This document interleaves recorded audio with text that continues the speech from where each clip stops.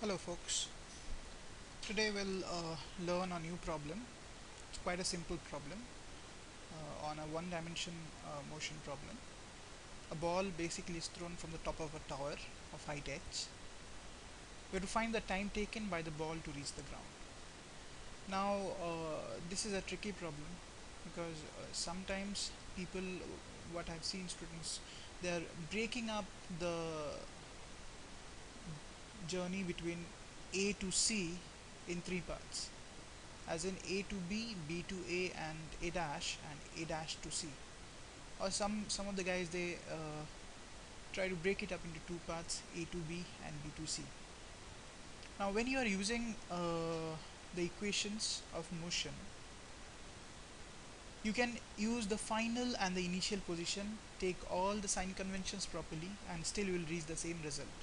So unnecessarily, if you break up this journey, you will be making more calculations, and if details like the maximum height, the time of flight, the velocity at a dash, these things are not asked, then you'll be wasting your time. It can be easily proved that the maximum height is u square by 2g if you use the initial velocity upwards. At a dash, the velocity would be exactly same as a, but the direction would be different. The speed would be same at a dash, and there is no time lag at the highest point. When the velocity reverses from upward to downward, a few people think that there is a time lag. There is no time lag. So let us take into consideration the sign conventions. Anything going up, or anything which is pointed up, is positive. Any direction which is towards the down is negative. We have kept our frame of reference at O, the top of the tower. I've drawn it here, but it's actually at the top of the tower. So U would be initially in the upward direction. The overall displacement between A and C, Sy, would be negative, that is minus h, the height of the tower. Time we have to find out,